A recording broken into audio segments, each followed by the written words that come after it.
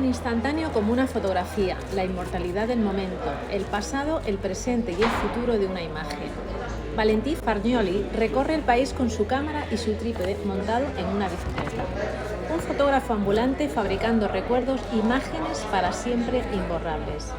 Martí Gironell, bienvenido al programa de Rosa Pasapágina. Muchas gracias. Un placer. El placer es mío. Valentín se fabricó su primera cámara fotográfica a partir de una caja de madera. Sí, porque su hermano, Adolfo Fargnoli, hacía unas arquetas que eran muy preciadas por la gente, digamos, pudiente de la época. O sea, toda la gente que se preciaba de tener dinero y obras de arte y coleccionaban, bueno, lo más inverosímil, tenían estas arquetas. Luego, Valentín cogió una de estas cajas que aún no eran una obra de arte para hacer sus propias obras de arte, ¿no? Y a partir de ahí construyó su propia cámara de hacer retratos o de hacer fotografías y se lanzó a la calle. Vamos a situar a los oyentes la época en la que escribes esta historia, en la que ocurre. Finales del siglo XIX, primeros del siglo XX, una época convulsa. Sí, es convulsa políticamente porque el anarquismo está muy presente en todos los sitios. Valentín no es consciente hasta al cabo de unos años que está recorriendo el país y está fotografiando ya la realidad de un país y va siendo consciente que está también creando una memoria colectiva. Él en principio no lo ve, pero sí que la gente de su alrededor le hace ver lo que está haciendo, la importancia de su trabajo. Y luego también es cuando empieza a entrar en contacto con distinta gente, tanto gente sencilla y humilde como la gente que retrata, campesinos, pescadores, albañiles, carpinteros, gente normal y corriente, y como también, gracias a su hermano, conoce a políticos, a caciques de la época e incluso llega hasta el rey mismo, ¿no? Que luego hablaremos de su conexión con Alfonso XIII. Pero sí que es verdad que va siendo consciente de que vive una época que va a ser única y, por lo tanto, fotografiarla y fijarla en el tiempo va a ser muy importante, ¿no? En esa fotografía en la que él se inicia, como bien dices, fotografía gente anónima, momentos, sobre todo momentos y vivencias. Pero la propia gente se da cuenta que es interesante encargar un retrato pues de un matrimonio, de tu hijo de la muerto, familia, y ahí va, fotografiar a un bebé que acaba de morir. Claro. A mí una de las cosas que más me impresionó, aparte de la manera que tenían de trabajar los fotógrafos ambulantes como él, y de hecho es un homenaje a todos los que había en aquella época, que había muchos, aparte de ir en bicicleta y con el trípode al hombro, era cómo trabajaban, ¿no? y con lo que se encontraban. Y en el momento en que ellos están haciendo estas fotografías, es el momento en que la gente, las personas, empiezan a darle importancia a este hecho, a la fotografía en sí, porque ven que están recogiendo momentos irrepetibles. Y por eso a él se lo llevan cuando se van de excursión, para que eso, ¿no?, inmortalice lo que ahora ya hacemos nosotros con el móvil, con los filtros y todo, ¿no? Claro, pero lo podemos hacer nosotros mismos, pero hace 100 años atrás esto era impensable. Y cuando ven el poder que tiene la fotografía y lo que supone, ¿no?, que son recuerdos y secretos lo que quedan allí, es cuando la gente decide hacerle mucho caso a la fotografía y hacerse retratar en cualquier momento y en cualquier circunstancia. E incluso cuando la muerte llama a tu casa muy prematuramente y tu criatura, que tiene 1, 2, 3 años, antes de desaparecer bajo tierra, lo que haces es inmortalizarlo en una fotografía, porque siempre lo podrás recordar, podrás mantener una relación, ni que sea hablar con aquella foto, que es lo que hace mucha gente, para mantenerlo vivo en el recuerdo, ¿no? Ya no solo en el recuerdo, sino mantenerlo vivo, tener la sensación de que estás hablando con él porque está durmiendo, por ejemplo, ¿no? Esa imagen, tenerla ahí. Sí, y esto pasaba mucho en aquella época y también quise que la novela lo pudiera reflejar, ¿no? Se ganaba la vida vendiendo fotografías postales. Sí. Hace su primera fotografía. A ver, tú desvela lo que tú creas conveniente. Sí, lo podemos explicar. Su primera fotografía es de 1902, en un mercado de animales que se hacía en el mismo río de Girona. Y lo que decíamos antes, ¿no? La gracia de estas postales es que no solo reflejaban un paisaje o un rincón bonito, sino que también servía a la gente para recordar y reconocer a personas que ya no existían, ¿no? Y hasta aquí puedo leer, como decía Nada Mayra más. Gómez, que, pero que sí que te permiten Hasta ahí. muchas cosas. Reflejar un momento Sí. festivo, como es un mercado de animales, pero también algo que pasó Algo que aquel pasa, día, ¿no? algo que ocurre, pero además, a ver, tú enfocas una imagen determinada y, por ejemplo, un paisaje, y es lo que hay, un paisaje. Sí. Tienes que saber mirar para que esa fotografía salga bien. Yo creo que es Exacto. una poesía. Primero tienes que saber mirar y luego ser capaz de captarlo en la cámara. Sí, sí. Eso es primordial. Pero se hacían fotografías, por ejemplo, en el caso del mercado, vamos a poner otro ejemplo para no destripar nada, y en el revelado es cuando realmente Sí, se sí. ve el extra, Exacto. lo que está ahí. Sí, sí. Y nace la primera instantánea en Exacto. 1901. Exacto. Es que por eso a mí me fascinaba cómo trabajaban los fotógrafos ambulantes, porque tenían solo 6 intentos, eran 6 placas de cristal con las que trabajaban y tenían que fotografiar lo que tenían en aquel momento. Si era una excursión, pues imagínate el volver a casa con un nudo en el estómago para que hubiera quedado todo bien, que no hubiera estado nada movido, que todo el mundo estuviera mirando en el momento en que tú aprietas y que le das al magnesio y sale aquella nube. Sí. Y que sobre todo el estar muy preocupado de si todo saldrá como tú quieres que salga para que luego te paguen lo que te mereces, ¿no? Y es evidentemente cuando empiezan a aparecer distintas imágenes dentro de la imagen, ¿no? Y es lo que también a mí me fascinaba, poder dar voz a aquellas miradas que vienen del pasado Eso e es. imaginarte, porque aquí sí que no puedes saber nada de mucha gente de la que salían las fotos, pero imaginarte sus historias, ¿no? Y a partir de ahí hilvanar un relato y hacerlo veraz y verosímil de cara al lector, ¿no? Y las fotografías que hacían estos hombres y estas mujeres, que también había, te permite entrar en esta memoria colectiva que tendía a desaparecer, pero por lo tanto mantenerla viva, y el reto era compartirla con los que ahora estamos haciendo fotos a troche y moche, hacemos tantas fotos que no sabemos ni que tenemos, y que podemos hacer 100 Miles. fotos, pero ellos solo 6 fotos, con lo cual tienes que ser realmente muy bueno. Y como era un oficio ibas aprendiendo, ¿no? De prueba-error, vas haciendo y vas perfilando tu arte. Y luego, evidentemente, han salido fotografías fascinantes de momentos únicos y irrepetibles. Y otros que parecen la cosa más normal del mundo, y de un instante cotidiano acaba saliendo una postal irrepetible, única, es. histórica, y lo que te decías, es poesía, ¿no? Lo que te está reflejando con una luz, con una perspectiva, con una mirada que dices, pues esto parece un cuadro, y es una fotografía tomada de la realidad de una gente que está allí en medio de la calle, ¿no? Eso es. La vida de Valentí es muy importante, la gente que le rodea. Antes has hablado de Adolf, Sí. de su hermano 5 años más pequeño, pero que... Una referencia para él. Exactamente, tenía mucha influencia sobre él. Hay personajes como es su mujer, Rosa, Sí. que creo que bueno, sin ella yo creo que la vida habría sido bastante diferente. Totalmente, totalmente. Sí. Cuando yo descubrí que él conoce a Rosa en el restaurante de sus padres, tenemos que imaginarnos que es un restaurante de aquellos de toda la vida que están al lado de una carretera muy transitada, y esto le permite pues, que sea un negocio muy boyante, digamos, ¿no?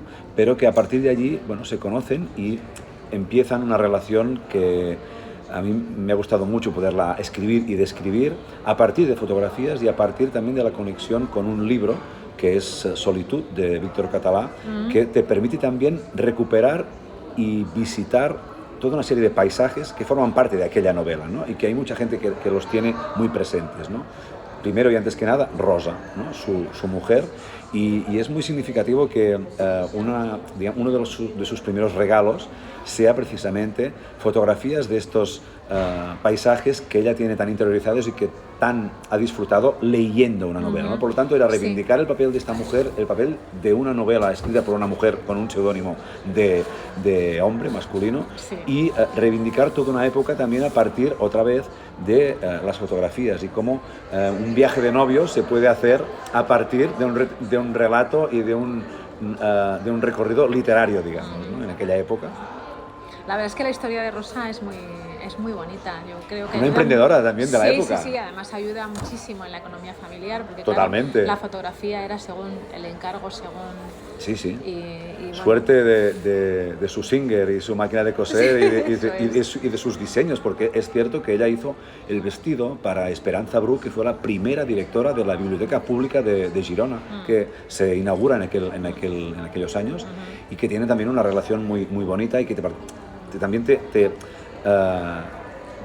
digamos que la historia te permite ver y entender cuál era el papel de las mujeres en aquel momento, intentando acercar la cultura, la lectura a las mujeres, que parecía que no tenían ningún papel. Pues no, al contrario, lo tenían y era muy importante, como se refleja en la novela, ¿no? Tanto Rosa para Valentí como Esperanza Bru para todas las mujeres de aquel momento, en aquella región, ¿no? Revelado, paro, fijación. Ya hemos hecho la fotografía, ahora vamos al revelado, la magia y su hija Julia. A mí, cuando yo descubrí que su hija, esto lo podemos contar, muere muy joven, muy temprano, me rompió el corazón, literalmente, porque yo, bueno, te imaginas que ella hubiera seguido los pasos de su padre, porque la fascinación que tiene por su padre y por el mundo casi mágico, ¿no? que crea y recrea a partir de ver cómo trabaja su padre, a partir de ver cómo van apareciendo cuando está haciendo los 3 baños de los revelados, que también era todo un proceso muy artesanal. Es que cuando me lo contaron, quise reflejar en la novela que no fuera muy farragoso, pero que sí que estuviera para que nosotros fuéramos realmente conscientes de lo que suponía el hecho de llegar a las tantas de la noche en bicicleta, después de haber estado todo el día fotografiando, como decía antes, con la incertidumbre de si habrá salido o no lo que he fotografiado, y ver cómo va poco a poco va saliendo de la nada, ¿no? Y verlo y descubrirlo desde los ojos de una niña, ¿no? Que es Julia, que es su hija primogénita, y que ve cada noche cómo su padre... Esa magia. Emerge, exacto, de las sombras, de la nada, de la oscuridad, aquel brillo, ¿no? que destilan sus fotografías. Claro, evidentemente, es como si hubiera visto magia, ¿no? Porque de la nada aparecen unas gentes, unas personas, unos paisajes, unos monumentos que dices, antes no estaban y ahora están. Mi padre ha hecho posible este acto mágico, ¿no?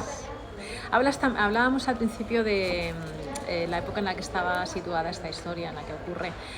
Hablas también de los estragos de la lucha obrera, ¿no? De las comarcas gerundenses, sobre todo de la discriminación que tenían doblemente las mujeres. Sí. Lo reflejas muy bien, sí, me parece que es interesante. Sí, además me pareció que había que... O sea, se tenía que hablar de este momento porque es muy delicado y es lo que también da pie a todas las revoluciones y las revueltas que hubo en aquel momento y que son los que dan identidad al movimiento anarquista, ¿no? Y en las comarcas de Girona, donde él trabajaba muchísimo, pues había la cuestión en las fábricas textiles que ya antes habían sido muy problemáticas y que no acaban de solucionarlo, y menos aún con las mujeres, ¿no? Pero en el caso que hablamos de la novela hay también la conexión con la gente poderosa que movía los hilos para que las personas que les parecían conflictivas en el entorno laboral, sindical, ¿no? Pseudo sindical, porque eran protosindicatos, digamos, lo que había en aquel momento, los que trabajaban para el derecho de los trabajadores, estaban muy mal vistos y los acababan situando en un manicomio, por ejemplo. Sí, ¿no? eso iba a decirte, que se curaba con la locura, no claro, se consideraba locura. No, este es una persona que no nos conviene, pues fuera, y lo mandamos al manicomio, donde sí que había gente que estaba enajenada mentalmente, pero que también servía para aquellos que podían provocar problemas, pues nos metemos allí y consigue una persona salir de allí y contarle a Valentí un día, una noche, lo que está pasando, ¿no? Y también le pide, por favor, recuerde lo que estoy diciendo, ¿no? Impresionante, esa parte. Sí, es por eso que no lo puede fotografiar, pero sí que lo puede retener mentalmente en su retina, ¿no? En su mente, lo que está pasando allí, para que entienda también otra parte muy importante de lo que está sucediendo en este país. Desde luego. Repertorio iconográfico de España, cuéntame. Fue una gran oportunidad para Valentí, gracias a un amigo suyo, el marido de Esperanza Bru, que es un arquitecto muy conocido allí, que se llamaba Rafael Masó, le permite entrar en este elenco de fotógrafos que van a fotografiar España y sobre todo la arquitectura y el alma del país, ¿no? El repertorio iconográfico de España lo que permite es hacer una radiografía de todo el país, no solo a partir de monumentos, sino también de muchos elementos que dan vida y sentido a un país, ¿no? Y que tú puedas formar parte de esto le permite no solo formar parte de algo, de un hito histórico, sino que también esto le permite luego dar una doble vida a estas fotos. Son postales que podrá vender, con lo cual tiene doble recompensa, ¿no? Y esto también le permite conocer mucha gente, conocer muchos sitios y a partir de aquí pues ampliar su agenda de contactos para continuar trabajando, porque en casa eran 6 ya en aquel momento y bueno, son muchas bocas para alimentar y era muy mal pagado porque él es una persona que era muy combativa y antes, por ejemplo, pagaban muy mal a los fotógrafos, pagaban 75 céntimos por fotografía, él se hace pagar 1 peseta por fotografía y les dice, oye, si usted... lo quieres... Exacto, págame, ¿no? Exacto. Porque si no tengo muchos otros compromisos que atender, o sea, yo morirme de hambre me voy a morir, pero si usted desea mis servicios, pues me los pague al precio que yo creo que es justo por el trabajo que voy a tener y por la dedicación que voy a dedicarle a este trabajo. Y como saben que es bueno, pues acceden y le pagan lo que creen que tiene que percibir, ¿no? Eso es. Lo que hablábamos antes, se hace una fotografía y en el revelado se aprecian muchas cosas. Él es contratado para la boda de Alfonso XIII. Y en ese revelado ocurren cosas que no vamos a contar. Pero sí podemos contar... Pero que forma parte de la historia. Sí, para mí es la, no diré la base de la historia, pero casi. O sea, cuando tú empiezas a interesarte por la vida de Valentín Farniol y vas conociendo y entrevistando personas que han trabajado su obra y a partir de su obra han conocido al autor, te explican todos que hay un par de lagunas, que hay un par de agujeros que están ahí, ¿no? Y cuando vienes del periodismo y también de la literatura, dices, bien, ahí voy a poner imaginación, voy a poner ficción, voy a poner información para que sea veraz y verosímil de cara a los ojos del lector. Y es cuando encuentras que todo el mundo dice, como conoció a mucha gente, llegó también a conocer a través del Marqués de Rubert Alfonso XIII. Él documentó su visita en 1904 en Girona y en Barcelona. El rey le gustan las fotos que hace y esto provoca que le invite a ser uno de los muchos fotógrafos que el 31 de mayo de 1906 estuvieron en Madrid con motivo de la boda real con Victoria Eugenia. Pero estas fotos nunca se han encontrado, nunca se han visto y además, al cabo de unos días, aquel mismo año, 1906, él parte 2 años para Buenos Aires. Entonces, bueno, ¿qué pasa? ¿Por qué se larga? ¿Qué había en estas fotos? ¿A quién vio? ¿Qué revelaban estas fotos? Eso es. ¿Quién aparecía allí, ¿no? Luego es cuando tú haces el planteamiento a esta gente que te bendice la novela, que son los entendidos en la materia, y les dices, oye, ¿pudiera ser esto, aquello, lo otro? Es lo que Mayra Gómez Quem decía, hasta aquí puedo leer. Sí. Pues hasta aquí puedo leer y espero que los lectores entren y miren de encontrar el porqué a esta intriga de esta caja de recuerdos, esta caja de fotografías comprometidas e inéditas que Valentín Farnioli cede a su antiguo ayudante, contándole que allí hay una Sebastián Martí Roura que existió y le dice, oye, aquí hay unas fotos que para mí han sido muy importantes, pero he estado siempre debatiéndome si tenía que deshacerme de ellas o hacerlas públicas. Cuando yo me planteo esto, digo, bueno, pues creo que aquí tienes un buen material a partir del cual elaborar esta historia. El fabricante de recuerdos, contar toda esta época, reivindicar aquel momento, reivindicar el poder de la fotografía a partir de este momento que no sabemos qué pasó realmente con él, pero que sí que hay muchos interrogantes que han quedado por resolver, ¿no? Y ahí tú pones algunas posibles respuestas a aquellos interrogantes. La memoria de la imagen.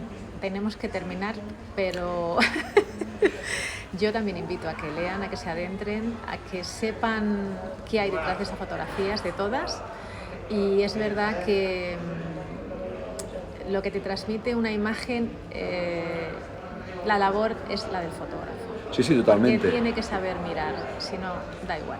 No, es que la mirada es básica y es clave para entender la mayoría de las cosas. Y Valentín Farnioli tenía una mirada y una perspectiva que profundizaba muchísimo en el alma de la gente que aparecían Eso es. y de los sitios que también tienen su alma, ¿no? Y luego el compendio es fascinante. Espero que sí, que disfrutéis este viaje al corazón de la fotografía. Sí, yo ya lo he disfrutado. Muchas Así que gracias. muchas gracias, Martín. Un A ti. placer.